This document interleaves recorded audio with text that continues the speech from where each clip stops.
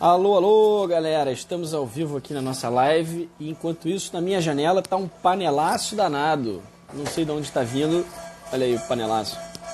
Não sei se vocês estão escutando aqui, mas na minha janela, aqui no Rio de Janeiro, tá rolando um panelaço. Eu não sei se o presidente Bolsonaro está falando em algum lugar, mas eu só sei que tá uma panelada danada aqui na minha janela. Não sei se vocês estão batendo a panela aí também. Vou começar a bater minha panela aqui também, ó. Pô. E aí, galera? Rodrigo, Camila, Bruno Santos, bem-vindos. A minha mãe aí, ó, tudo bem? Ângela, deixa eu colocar aqui o nosso convidado de hoje na nossa live, o João Luiz. Deixa eu chamar... Opa, a Mi Moscoso falou que aqui na Tijuca também está rolando. Olha o Dânima aí, o Pedro mandando um recado para todo mundo. Valeu, Pedro. Grande PH. Bom, agora parou um pouquinho aqui o panelaço. Parou o panelaço, eu posso voltar a me concentrar na nossa live de hoje, cujo tema não poderia ser diferente, não poderia ser outro, senão a crise envolvendo o coronavírus. Eu vou chamar o nosso convidado aqui de hoje, o João Costa 1569. Boa, Rodrigo, você me lembrou bem. Eu vou colocar ele aqui, ó. Deixa eu ver se eu consigo chamar ele para participar da live com a gente enquanto vocês vão entrando, o pessoal vai entrando. Aproveita, pessoal, se vocês tiverem alguma questão, alguma dúvida, alguma coisa que vocês queiram colocar na live de hoje, podem ir mandando que a gente vai bater o papo de hoje sobre o coronavírus. Então aqui para a gente bater esse papo, tá muito... Peraí, galera, tô aqui. Nossa, muita participação boa, galera. E aí, que bom que vocês estão entrando aqui. Deixa eu só... Ó o João aqui, peraí, deixa eu convidar você, João. Fazer uma transmissão ao vivo com o João. Aqui. Enquanto isso, a gente vai mandando um grande abraço aí para todo mundo que está entrando hoje na live, cujo nosso tema... Fala, João! Oi, tudo bem? Boa noite a todos. Tudo bem? Doutor João. Ó, para quem não conhece ainda o Doutor João, ele tem uma mini bio aqui, ó, João. Ele, além de fazer parte do grupo Convergência comigo, né, e a gente falar sobre diversos temas lá, sobre política, um grupo que foi criado justamente para encontrar convergências necessárias em momentos importantes como esse que a gente está vivendo. Eclético. Um companheiro do grupo aí, eclético, na Convergência. O João é graduado em Medicina pelo FRJ, ele fez residência em CTI, nefrologista, professor de Clínica Médica na Unirio, durante 31 anos, né, João? Faz o CTI Nefrologia, Hemodiálise, MBA em Gestão Geral e Executiva de Saúde pela FGV, 38 anos trabalhando com cuidados intensivos e nefrologia e 21 anos de experiência em gestão da saúde. E, como eu disse, um amigo aí, um companheiro que a gente se conheceu, acabou se conhecendo bem, né, no nosso grupo Convergência, onde a gente troca muita mensagem. E eu acho que tem tudo a ver a sua participação hoje aí, principalmente porque a galera quer saber, João, tem muita dúvida aqui que a gente separou, e a galera tá cheia de dúvida para saber como é que a gente reage a tudo isso. Bom, eu espero corresponder aí à expectativa. Muito obrigado pelo convite, é uma honra poder colaborar Prazer. de alguma forma. E a gente, profissional de saúde, eu estudei no Fundão, na UFRJ, a gente espera ao longo da vida poder devolver aquilo que recebeu do poder público em relação à educação pública. E acho que é a nossa obrigação, o nosso dever estar aqui também. Eu sou um médico assistencial, trabalho na ponta, cheguei correndo do hospital para poder participar aqui da live. Para falar a verdade, é a minha primeira live. Desculpe se eu errar alguma coisa. Mas Imagina. É isso aí. Eu espero corresponder. João, eu que agradeço muito a sua participação. E, aliás, feliz de saber que você deu negativo para o coronavírus. Pois é, rapaz. Eu Como é que você... Domingo eu comecei, eu sou nefrologista, né? Paciente de AIDS e tudo, e tem paciente gripado, sintomas gripais, e assim, é uma especialidade, eu faço CTI nefro, né? Então a gente tem uma exposição bem razoável, né? Grande. E aí eu comecei com um quadro, é importante a gente já falar sobre isso, quer dizer, o que tem importância, né? Tosse, coriza, dor no corpo, mialgia e febre. A febre é relevante. Está com o olho vermelho, estou espirrando. Não, mas a febre ela é importante. Quando eu tive 37,7, eu me afastei, eu avisei aos meus colegas, eu me afastei de tudo para não contaminar os outros. E me isolei em casa. avisei a quem meus pais moram comigo, disse, ó, fiquem afastados de mim, 1,5 m, 2 metros, dentro do possível, para evitar isso. Mas todo mundo, sou vacinado para pneumococo, sou vacinado para gripe. Nessas horas, isso vale porque te ajuda no diagnóstico diferencial. Então, poderia ser uma outra gripe ou poderia ser corona. Então, eu tive que me afastar para evitar isso. Aí fiz o teste na segunda. O teste, gente, demora de 2 a 7 dias. Isso agora na boa, porque ele pode demorar mais. Não tem teste para todo mundo. O teste foi pelo fato, se eu não fosse profissional de saúde, eu não faria o teste. Eu fiz para poder voltar a trabalhar. Foi por isso. Ou se você é um paciente muito grave, para você ter certeza do diagnóstico e poder calcular os N's. Nós vamos falar sobre isso, acredito, durante as perguntas que foram feitas. E aí hoje eu testei negativo e eu estou trabalhando. Que bom que você testou negativo, que bom que você está de volta. Precisamos aí de toda a ajuda possível dos nossos médicos e a gente está muito preocupado com essa questão, né? Eu tenho recebido várias mensagens aqui de profissionais de saúde preocupados também em relação a gente ter um cuidado até com o pessoal que está na linha de frente, os médicos da linha de frente, porque a gente vai precisar muito deles, né, João? A gente está com a expectativa aí, pelo menos o que eu tenho escutado, até queria saber se você está escutando isso também, de que a gente está seguindo uma curva agora, como nos outros países também aconteceu, de mais pessoas contraindo, dado que a gente já tem uma transmissão comunitária, ou seja, que a gente não sabe exatamente a origem e ela é bem local, e aí vai passando de uma pessoa para outra, e até por isso a recomendação do isolamento. Né? Eu queria, não sei, de repente, se puder falar um pouquinho para a gente dessas medidas, do porquê que esse isolamento é tão importante, dado que a gente ainda vê tanta gente na rua, andando no transporte público, quem não tem opção, né, ainda não parou de trabalhar, ou não dá para fazer um home office, ou está saindo para tomar uma cerveja ainda com os amigos. A gente vê aí algumas fotos, o pessoal às vezes não está levando ainda tão a sério. Não sei se você pode explicar para a gente por que é tão importante isso agora. Então, como toda epidemia de várias naturezas, especialmente de origem viral, você tem uma curva de aceleração em que essa curva ela é ascendente rapidamente, você perde ela de vista, literalmente. A partir de um determinado ponto, o vírus ele é uma comunidade, né, que ele vai se replicando nas nossas células, e o contágio é muito fácil. O SARS-CoV-2, que é o nome desse vírus, ele parece ter uma transmissibilidade, uma infecto-contagiosidade muito alta, maior do que a das outras. E nós estamos vendo qual é o grau de patogenicidade dele, o mal que eu quero dizer, vamos dizer um termo, que mal que ele faz, e o quanto é esse mal, o quanto ele leva as pessoas a níveis de gravidade ou a morte, e quanto de internação em hospital e em CTI isso é necessário. Então, essa é a preocupação maior. O que a gente quer? Qual é a estratégia? É reduzir a aceleração.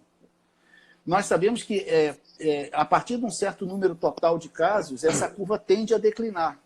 Isso é a história natural que a gente chama de uma situação como essa.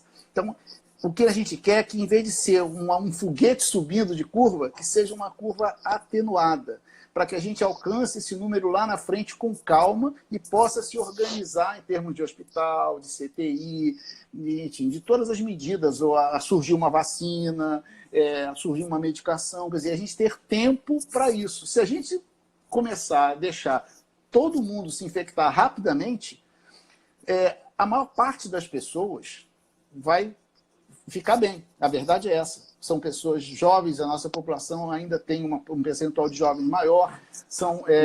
Isso não vai trazer um malefício para esse grande número. Mas, quanto maior é a base de infectados, maior será a chance de pegar pessoas frágeis, ou seja, idosos, pessoas com doenças crônicas, diabetes, doença cardíaca, pessoas com câncer, pessoas fazendo tratamentos para linfoma, né, para doenças do câncer do sangue, leucemias. Isso aí, essa população, e especialmente se a gente não tiver nada, mas se tiver uma idade avançada, especialmente acima de 80 anos, o risco é muito grande. Por isso que a gente tenta proteger essa população, evitando que, estatisticamente, a base de infectados aumente muito rapidamente. Por isso é importante você ter isolamento, distanciamento, ou seja, não ficar, não permitir que a gente viva aglomerado. As aglomerações devem ser evitadas ao máximo. E você buscar, obviamente, se você tem uma suspeita forte e se você está aguardando testar, como se você ficar em quarentena, espera um período.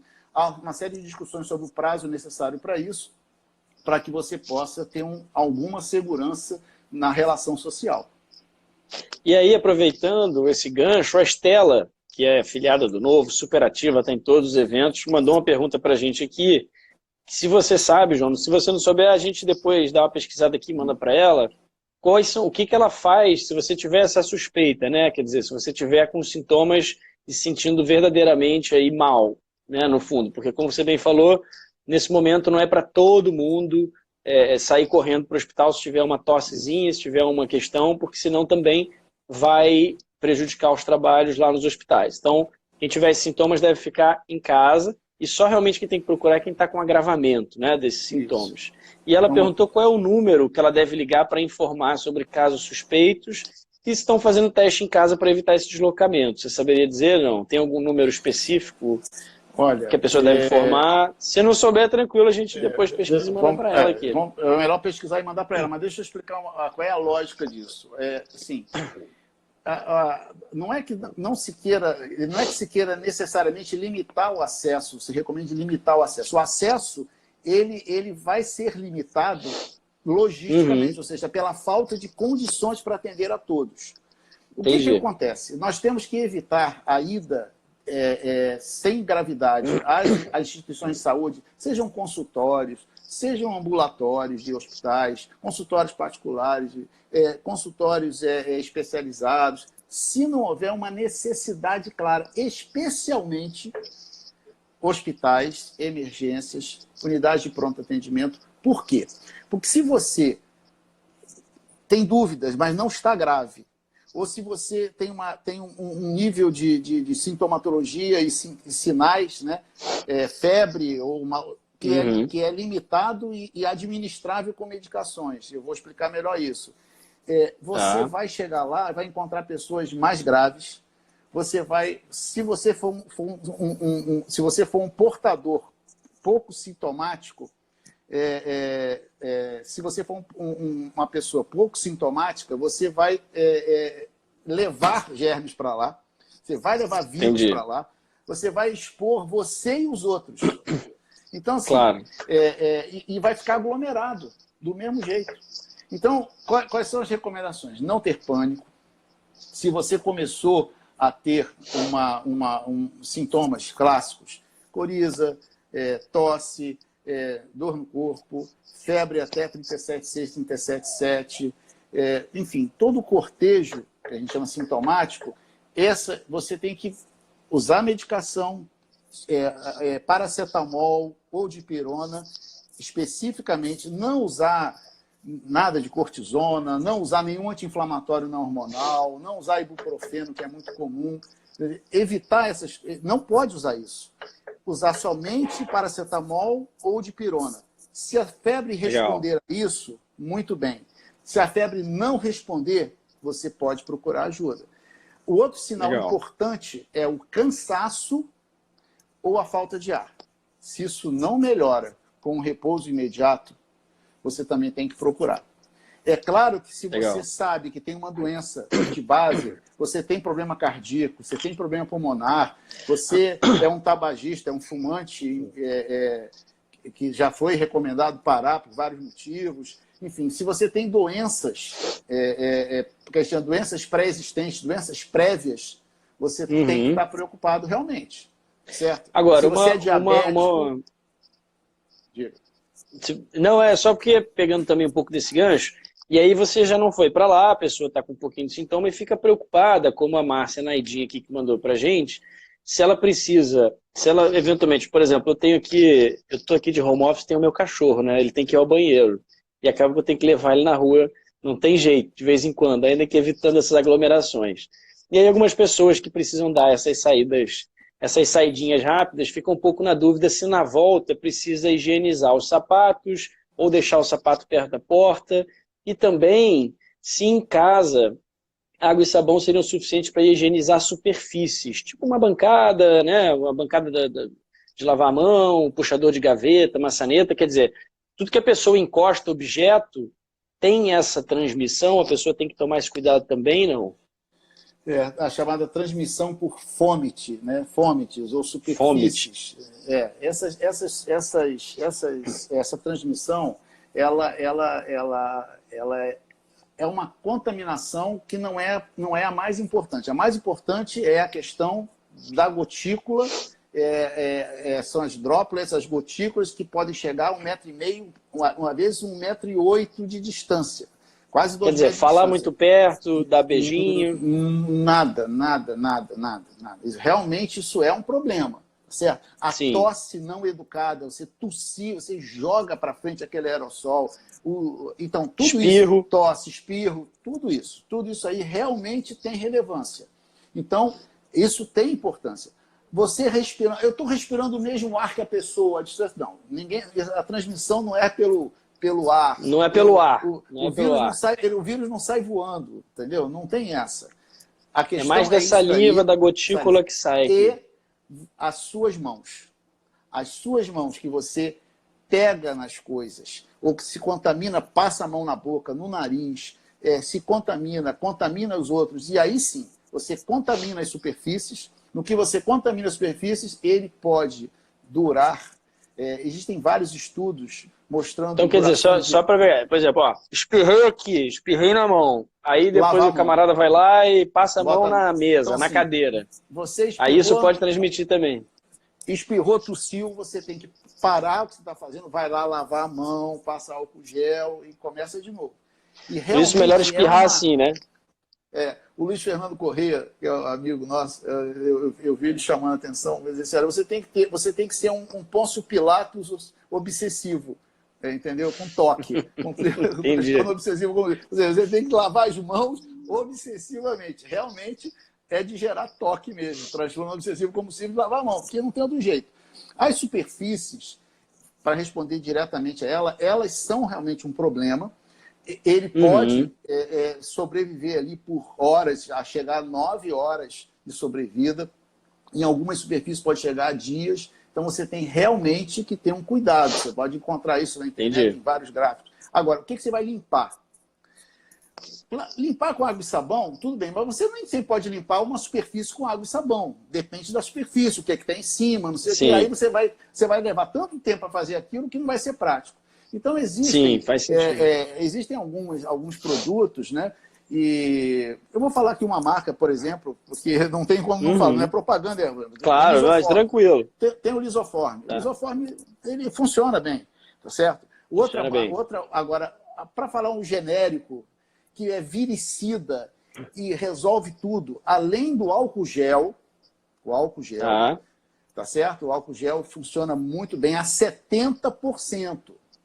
Não é? 70%. 70%. Tem que ser 70%, né? Abaixo disso não tem tanto efeito. Não tem efeito. Por que não pode ser o álcool líquido? Porque o álcool líquido é inflamável, escorre e tem o risco de acidente é muito grande. Então, assim, entendi. Não pode. Tem que realmente procurar o álcool gel. Se não tem álcool gel, gente, hipoclorito de sódio. O que é o hipoclorito de sódio? A nossa água sanitária. A nossa água sanitária, ela tem um poder viricida geral, inclusive para o coronavírus. Mas você lava a mão com água sanitária, não, né? Não, que a pode superfície, isso a não. limpeza. Só a superfície, a água sanitária é só na superfície. Superfície. Tá bom. Vamos lembrar aqui da água da SEDAI. O que você joga ali é cloro ativo. O hipoclorito, o que ele gera, e aquele cheiro que você sente, é do cloro ativo e do composto clorinado. Então, aquele cheiro que a gente sente, né, que nem sempre identifica como agradável, mas aquele cheiro realmente é o cheiro da limpeza. Aquilo ali está limpo. Faz sentido. Certo? Então você passa o hipoclorito. Exceto a água da SEDAI, né? Infelizmente, ultimamente, a gente não está sentindo. Você está sentindo outro cheiro, né? De geosmina, mas aí é outro assunto. Se você conversar com o médico de navio, eles vão te contar uma opção de história sobre hipoclorito na água. Então, assim, a água sanitária, você pode passar ela pura, pode pegar, passar com pano em superfícies que são fáceis de usar ela aí. Então, você pode adaptar. Olha, água sanitária, lisoforme, você pode usar o álcool gel 70. Aí você vai escolher, dependendo das circunstâncias, o que fica melhor para você. Tá certo? De Legal. preferência. E aí, ó, João, tem mais uma perguntinha aqui, mais duas aqui, ó. Uma é da Eliane e a Selen, sempre nos acompanha aí também, está sempre aqui presente, que ela perguntou assim, já que o sistema de saúde não comporta um teste para todos, em caso de febre, quais medicamentos podem ser administrados, na linguagem clara que a população possa compreender? A gente ouviu falar sobre ibuprofeno, que não podia usar ibuprofeno, alguma coisa assim, ninguém sabe muito bem. Eu falei e vou repetir aqui. Ibuprofeno não pode. Vamos falar aqui que não pode. Não pode. Não pode ibuprofeno. Não pode. Tá. O ibuprofeno ele pertence a uma classe de anti-inflamatórios não hormonais. Tá certo? Então, tudo aquilo que a gente usa depois do jogo, depois da pelada, do jogo de futebol, depois enfim, tá machucado, o cara passar... Remédio para dor. Remédio para dor. Passar anti-inflamatório, passar aquele gel, tudo pode passar. Agora, tomar não pode. Tomar não pode. Então, nada disso. Cortisona, todos aqueles derivados de cortisona, para tomar pela boca, não pode. Certo? As coisas que são pingadas no nariz, pode. Você pode usar, e inclusive o chamado sódio hipertônico no nariz, para lavar o nariz, pode, desde que você higienize a sua mão depois, obviamente. Certo? Claro. Agora, o que você pode tomar para febre, ou dor no corpo, ou dor muscular, a mialgia, que acontece nesses casos? Paracetamol. O nome mais comum do paracetamol é o Tilenol. Então, eu estou falando dessas marcas aqui para o pessoal poder entender, tá certo? Claro, não, é importante. Paracetamol, Tilenol, então, se tiver febre, é paracetamol. A gente tem que se acostumar a ler a bula. Vai lá olhar qual é o princípio ativo. Não toma aqueles remédios. É o remédio para gripe que tem uma porção de cor colorida, uma porção de coisinha. Remédio tem que ser de preferência branco e que tenha um componente só, para a gente ter certeza do que aconteceu. Outra medicação que você pode tomar é a dipirona, mais comumente Novalgina. Então você vai lá e procura as medicações que são a base de dipirona ou de Novalgina. Os analgésicos não estão em analgésicos chamados analgésicos opioides, derivados da morfina, não estão indicados. Não fazem mal, mas não precisam e nem devem ser tomados por conta disso. Não deve, não precisa. Então, de novo, o que não precisa é opioide. Não pode cortisona oral, derivados da cortisona e os anti-inflamatórios não hormonais, incluindo especificamente o ibuprofeno, que é o mais comum que a gente usa. O pessoal usa para dor de cabeça, quem tem enxaqueca usa muito ibuprofeno. Não pode. Então, gente, ó, estou aqui, ó. Pode ver? Tá aqui, ó, álcool gel. Passa aqui. Passou a mão no nariz, ó. Álcool gel na mão. Álcool gel na hora. Na hora. Tem que estar do lado. Aí é aquela história da obsessão. Legal. Vai ter que estar. Álcool gel, tá aqui, ó. Tem que ter aqui a caixinha de lenço de papel. Aqui é a minha do ladinho aqui, ó. Vou até pegar o meu álcool aqui também. É isso aí. Pegar o meu álcool que eu tô aqui, ó, tomando uma água. O que pode, de novo, para responder a febre ou as dores, é paracetamol ou a dipirona.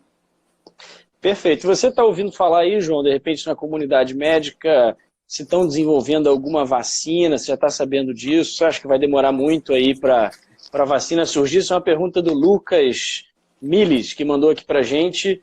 Em quanto tempo mais ou menos vai levar para aplicar a vacina? E aí a pergunta de muita gente também é: quanto tempo nós teremos que ficar nessa onda de isolamento? Eu não sei se você tem tido a oportunidade de debater com outros médicos também sobre isso. O tempo de duração total, o ciclo de uma situação como essa, vai em torno de 90 dias. 90 dias? 90 dias. Mas a gente tem que ficar isolado 90 dias? Não, menos que isso. Isso aí vai depender da curva, de novo, aí as autoridades sanitárias, a Secretaria de Saúde, o Ministério da Saúde, ou seja, todo mundo que estuda, existe todas essas instâncias de governo, elas têm os centros de investigação, epidemiologia e vigilância sanitária. Então, são os CIEVs. Essa é uma rede e por isso que é tão importante notificar os casos, comunicar os casos. E é tão importante, se a gente pudesse ter o ideal de todos os sintomáticos serem testados, seria maravilhoso, porque nós íamos saber o número, a gente chama de N, certinho, do número de infectados, que tem pouco sintoma, na base da fração e na base da parte de cima, porque lembra da matemática, lá no numerador da fração, você tem o número de pessoas que eram positivas e que têm sintomas leves, que têm sintomas graves, que precisam internar ou que vão para o CTI. E os que morrem, infelizmente. Então, nós íamos ter saber 2 números, em cima e embaixo, em várias instâncias que permitiriam que a gente tivesse uma noção do grau de dano que ele pode causar e ajudaria as autoridades a programar. Então, a resposta de mais ou menos tempo de afastamento, de redução da interação social, depende muito das autoridades poderem conduzir, dependendo do número de casos que vão aparecendo, da sua morbidade, ou seja, o dano que ele causa, chama morbidade, e da sua mortalidade. Quer dizer, quanto mais a sério a gente levar agora essa questão do isolamento, até dentro de casa mesmo, se tiver algum sintoma, tentar ficar longe quanto mais a sério a gente levar agora, mais a gente achata isso e menos tempo, possivelmente, a gente tem que ficar nessa situação de isolamento. Por isso é tão importante, né? Vai ter casos surgindo por um tempo maior, mas vai ter uma velocidade de aparecimento menor desses casos e uma pressão sobre o sistema de saúde menor. E vai ter espaço para tratar os mais graves, os mais doentes. Tem mais umas últimas perguntas aqui, já do pessoal que está online, aliás, agradecendo aí quem está nos acompanhando, me agradecendo o João mais uma vez por ter se disponibilizado a vir aqui conversar comigo e com vocês também, tirar dúvidas. O Ricardo está perguntando se a gente pode esclarecer como funciona a quarentena em relação ao novo coronavírus. O vírus continua por quanto tempo na pessoa infectada? A Eliane está perguntando se locais abertos, por exemplo, caminhar no calçadão, teria perigo de contrair o vírus. E outras pessoas estão te mandando um enorme abraço aí, João, e agradecendo também pelos esclarecimentos. Então, vamos lá. Como tem um ciclo de história natural nas pessoas. Então, nós temos falado muito aqui da comunidade, do que acontece das curvas. Quando você fala de curva, você fala de população. As curvas que eu estou me referindo é a população. Agora, eu vou falar do indivíduo. O período de incubação dele é problemático, porque ele pode, em média, ele vai ficar aí em torno de 4, 5 dias. Mas ele pode ser mais curto, pode ser 2 dias, e há relatos de ele poder chegar até mais de 10 dias, pode chegar a 14. Então, nós vamos ter um espaço muito grande. Na média, 5 dias aí. Na média, 5 dias. Então, a gente tem que estar atento em que aconteceu. Esse período de incubação, ele tinha mais importância quando a transmissão ela era bem conhecida a partir de casos importados, que a gente chama de alóctones, vêm de fora, e não eram gerados ali, os casos autóctones. Qual é o problema agora? O problema agora é que nós não rastreamos mais da onde vêm as contaminações, porque a transmissão local é quando acontece na cidade, naquela comunidade, mas você sabe que eu peguei de você. Não, ele ficou doente primeiro e eu peguei dele. Mas quando eu não sei mais de quem eu peguei, a transmissão é local. Agora, quando você tem uma generalização disso daí, e tem mais de 100 casos, que a coisa fica incontrolável. Você não tem mais como saber de onde veio. A transmissão torna-se comunitária, e aí tanto faz.